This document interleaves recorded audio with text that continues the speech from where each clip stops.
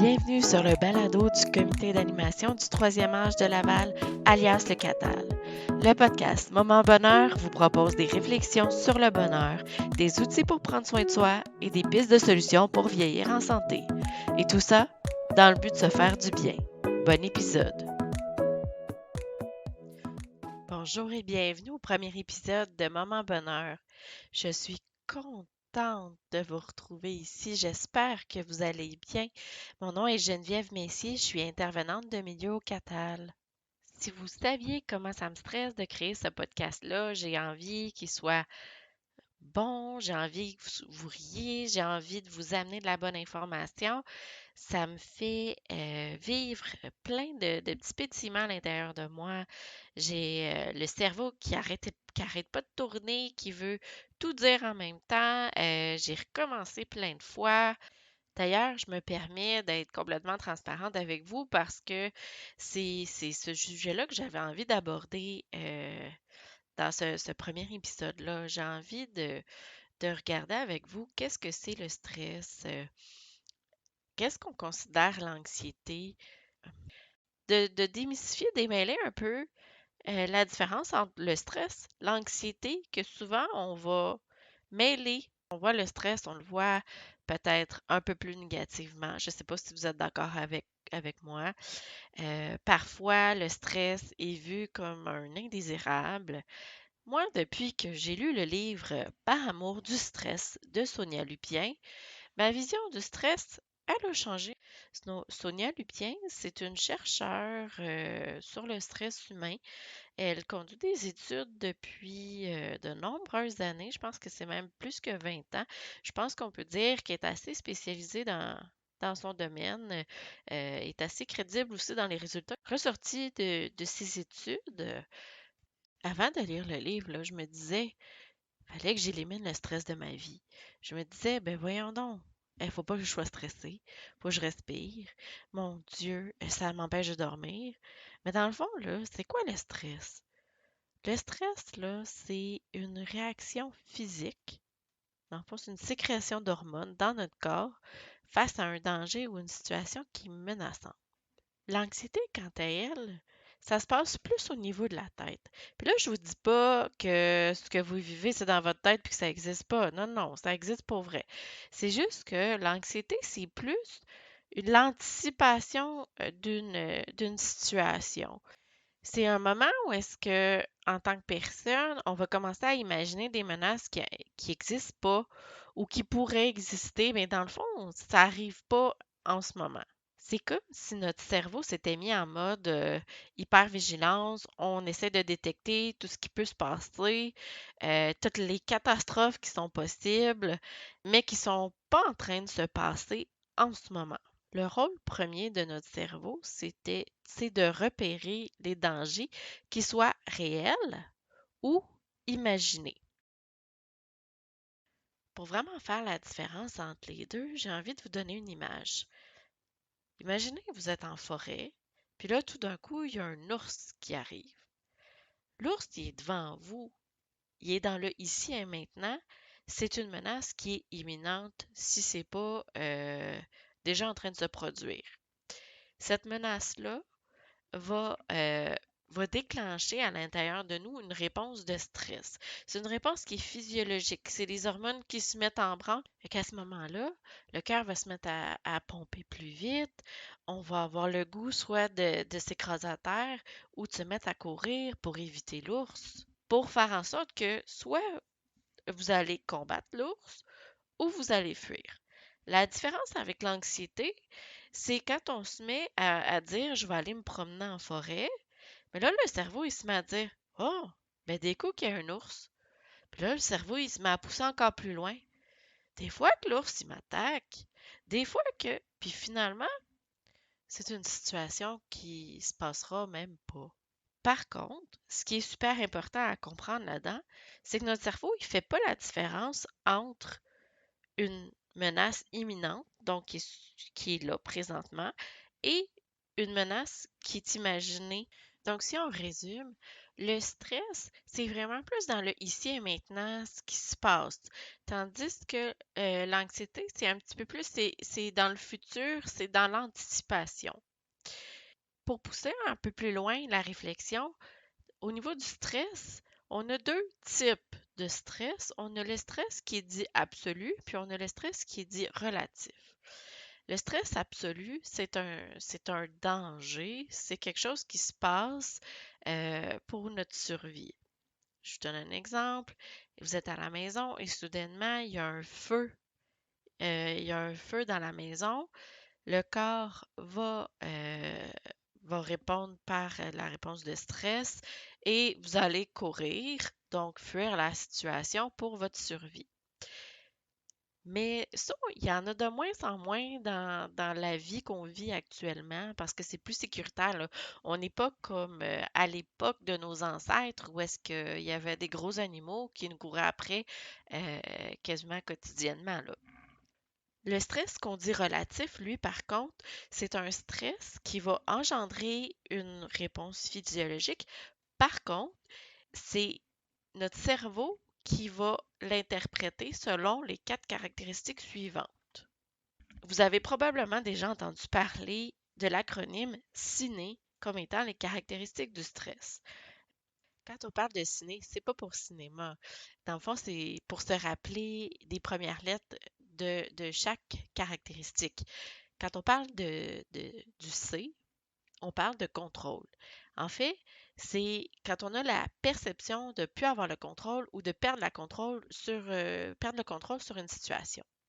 Le I, c'est tout ce qui est imprévisibilité. Quand une situation, quelque chose qui se passe, qui est imprévu ou qu'on n'avait pas prévu pour nous. Le N, c'est pour nouveauté. Donc, une nouvelle situation, quelque chose qui était inconnu pour nous. Le E accent aigu, c'est tout ce qui est l'ego menacé. Quand elle parle de l'ego, là, on parle de ce qui va catégoriser notre personnalité.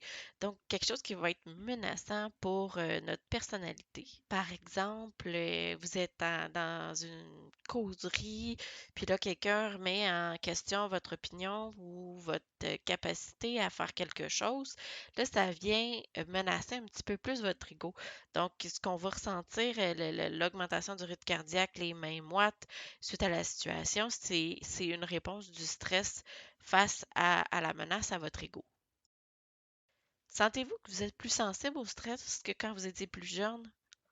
Selon les études de Madame Lupien, ça s'explique parce que le cerveau vieillissant, il serait plus sensible aux effets des hormones du stress. Parfois, on a l'impression de ressentir du stress, mais on sait pas trop pourquoi. Pour ça que des fois, c'est intéressant avec l'acronyme CINE de décortiquer les différentes situations pour voir qu'est-ce que...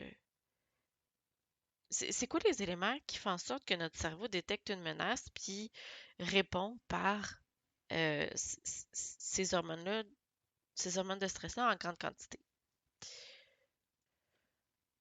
Pour faire ça, je vais vous illustrer par deux exemples l'histoire de deux dames qui vivent exactement la même situation, mais dans des contextes qui sont différents. Les deux dames qui vivent la même situation, les deux, ça fait 30 ans qu'elles vivent dans leur maison et maintenant, elles doivent quitter pour aller soit en maison de retraite ou à un appartement, quelque chose de plus petit parce que toutes les tâches, l'entretien de la maison, ça commence à être lourd.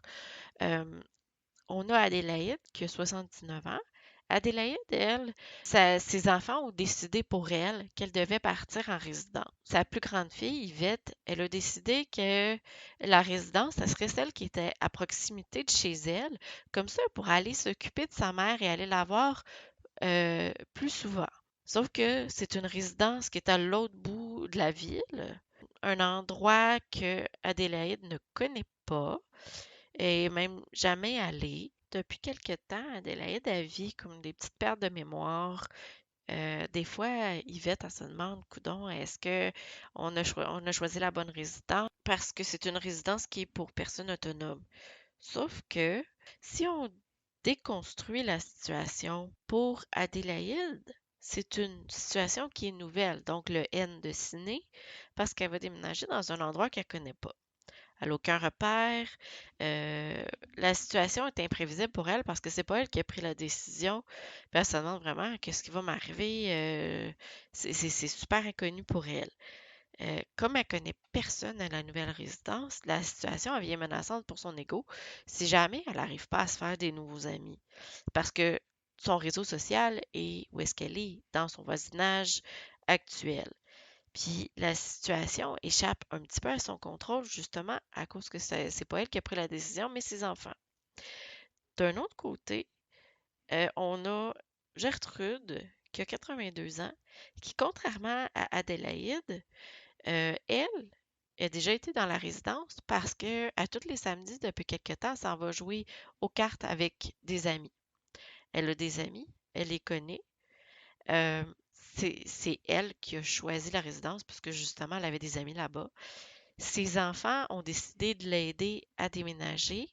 Pendant ce temps-là, ses nièces ont décidé de l'amener luncher pendant que ses fils vont tout arranger la chambre puis l'appartement pour que quand elle arrive, tout soit déjà prêt. Fait que pour elle, le déménagement, c'est comme une grande fête, là, c'est pas inconnu, c'est elle qui est en contrôle parce qu'elle a décidé. Donc, pour une même situation, on peut vivre le stress de façon différente. Vous nous aider à vivre ce stress-là parce que dans la vie de tous les jours, il va y en avoir des situations nouvelles. Il va y en avoir des situations où est-ce qu'on perd le contrôle, où est-ce qu'on a l'impression de perdre le contrôle. Il va y en avoir des situations où est-ce que c'est imprévisible, c'est inconnu. C'est juste la pandémie qui est arrivée dans nos vies dans la dernière année. Ben, c'est quelque chose que personne n'avait connu, c'est quelque chose qui était complètement imprévisible, c'est quelque chose qui a fait qu'on a perdu le contrôle sur la situation. Mais par la suite, quand on prend conscience de tout ça, on est capable d'aller chercher différents moments où est-ce qu'on peut reprendre le contrôle sur la situation, où est-ce qu'on peut faire en sorte que la situation est plus inconnue. On peut aller s'informer, on peut écouter. Pendant quelques jours, on a pris le temps d'écouter le gouvernement pour se renseigner sur ce qui se passait, pour voir comment on peut aller déterminer qu'est-ce qui il peut causer du stress, puis les effets à long terme de ce stress-là. On le sait, on en entend parler, euh, les impacts que ça peut avoir de vivre du stress de façon chronique ou en lien avec l'anxiété sont quand même assez grands. On peut parler d'une prise de poids, troubles cardiovasculaires, l'augmentation du cholestérol, développer le diabète de type 2. On peut aussi avoir des impacts au niveau de notre musculature, de notre système immunitaire. Vous rappelez-vous, au début de l'épisode, je vous disais qu'après avoir lu le livre, là, je voulais a- arrêter de vouloir éliminer le stress dans ma vie. Je vous dirais que malgré les impacts que le stress ça peut avoir sur notre corps, dans nos vies et tout ça, le fait de prendre conscience que le stress, dans le fond, c'est nécessaire pour notre survie. Parce que c'est vrai, si on n'avait pas cette réaction physiologique-là, ben, quand on va pour traverser la rue, naturellement, on ne penserait pas à regarder à droite et à gauche ou on n'aurait pas le réflexe de reculer si jamais il y avait une auto qui passait devant nous. Donc, à quelque part, le stress, c'est notre ami. Par la suite, c'est de trouver une solution pour faire en sorte d'apaiser les hormones de stress quand c'est pas nécessaire. En conclusion de l'émission, je veux vous proposer des outils pour apprivoiser le stress. Pour développer sa résilience, on peut déconstruire le ciné dans les situations stressantes qu'on vit. Un peu de la même façon que j'ai fait dans les exemples précédemment avec Gertrude et Adélaïde. Et ça, au Catal, on peut vous accompagner puis vous aider dans les différentes situations à déconstruire le ciné, ce qui peut causer votre stress. D'autres outils pour apprivoiser le stress, il existe des techniques de respiration, parfois même juste chanter ou prier. Ça, essayez donc de chanter ou de prier sans respirer, vous. L'activité physique, ça reste également un super bel outil pour la gestion du stress, se changer les idées, rire, la méditation, se sentir dans le moment présent, la musique, dormir, avoir une belle gestion du sommeil, la lecture, la cohérence cardiaque, faire du bénévolat. Euh, c'est tous des outils qui peuvent nous aider à apprivoiser le stress qu'on vit à tous les jours. Merci tellement d'avoir été parmi nous pour ce moment bonheur.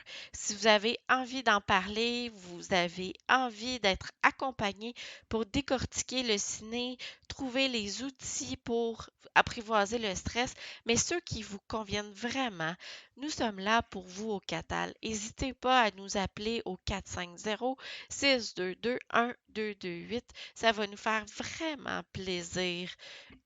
À bientôt pour un prochain épisode de Moment Bonheur.